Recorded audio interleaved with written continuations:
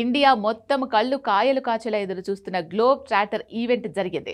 వరుసగా సర్ప్రైజ్లు ఇస్తున్న రాజమౌళి భారీ స్క్రీన్ ముందు వదిలిన ప్రోమో విజువల్ వండర్గా మారింది. నిజంగా వావ్ అనిపించే కంటెంట్తో జక్కన్న మతి పోగొట్టాడు.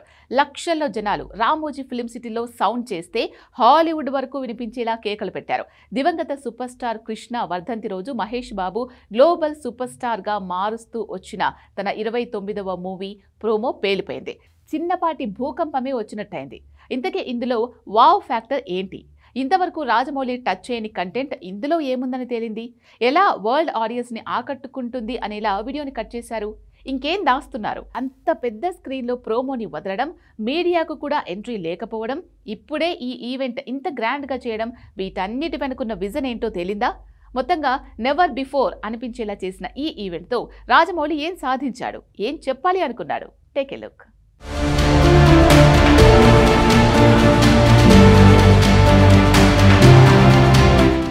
సూపర్ స్టార్ మహేష్ బాబు, ప్రియాంక చోప్రా, పృథ్వీరాజ్ కాంబినేషన్లో రాజమౌళి తీస్తున్న SSMB 29 కాదు గ్లోబల్ ట్రాటర్ అసలు కానే కాదు.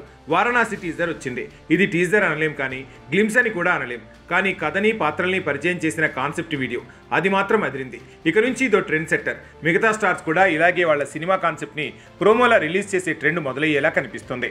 ఇక వచ్చిన ప్రోమోలో క్రీస్తుపూర్వం 2027లో ఆస్ట్రాయిడ్ శాంభవి భూమి మీద పడటం, రా సైజ్ షెల్ఫ్లో సీన్ కట్ చేస్తే ఆఫ్రికా అంబెసిలి అడవుల్లో జంతువులు, కట్ చేస్తే నీటి ఏనుగుల నుంచి తప్పించుకునే పులి, కట్ చేస్తే వానకంచెల్లోని ఉగర్బత్తి గుహలో మహంకాళి మాత, మళ్లీ కట్ చేస్తే క్రీస్తుపురం 7200 ఏళ్ల క్రితం లంకా నగరాన్ని కాల్చేస్తున్న హనుమంతుడు, బ్రహ్మాస్త్రం విసురుతున్న రాముడు, అక్కడ కట్ చేస్తే పిడుగు వారణాసి నగరం మీద పడుతుంటే ఆ వెలుతురులో నందీశ్వరుడి మీద త్రిశూలంతో దాడి చేసేందుకు సూపర్ స్టార్ మహేష్ ఆవేశంగా స్వారీ చేస్తుండడం.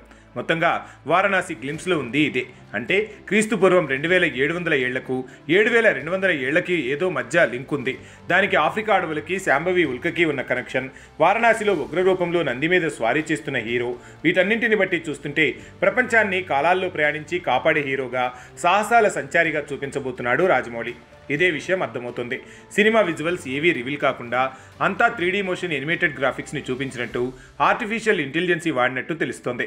కాన్సెప్ట్ మాత్రం ఏదో విజువల్ వండర్స్ని చూపించబోతున్నాడని తెలుస్తోంది. ఎగ్జాక్ట్గా సూపర్ స్టార్ కృష్ణ వర్ధంతి సందర్భంగా గ్లిమ్స్ని ఈవెంట్ని ప్లాన్ చేయటం నిజంగా ఫ్యాన్స్లో పూనకాలు తెప్పించే అంశమే. దానికి తగ్గట్టే లక్షల్లో ఫ్యాన్స్ రామోజీ ఫిల్మ్ సిటీకి వచ్చారు. 100 నుంచి 130 అడుగుల ఎత్తుండే భారీ తెర మీద గ్లిమ్స్ పేలింది. ఇది పక్కాగా టీజర్ కాదు, అంటే టీజర్ని లాంచ్ చేసే కార్యక్రమం ఇక ముందు ఉండబోతుందని తెలుస్తోంది. అదొస్తేనే అసలు ఆట ఎలా ఉంటుందో అంచనా వేయవచ్చు. ఇది కేవలం కాన్సెప్ట్ని రివీల్ చేసే ఈవెంట్ అని తేలింది. ఇక పాన్ వరల్డ్ మూవీ అంటే ఇండియానే కాదు, అమెరికన్స్, యూరోపియన్స్, టోటల్ ఏషియన్స్కి నచ్చేలా వావ్ ఫ్యాక్టర్ ఉండాలి.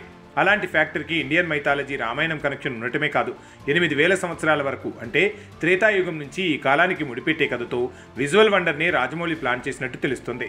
ఇది ఇండియానా జోన్స్నే మించిపోయేలా ఉంది.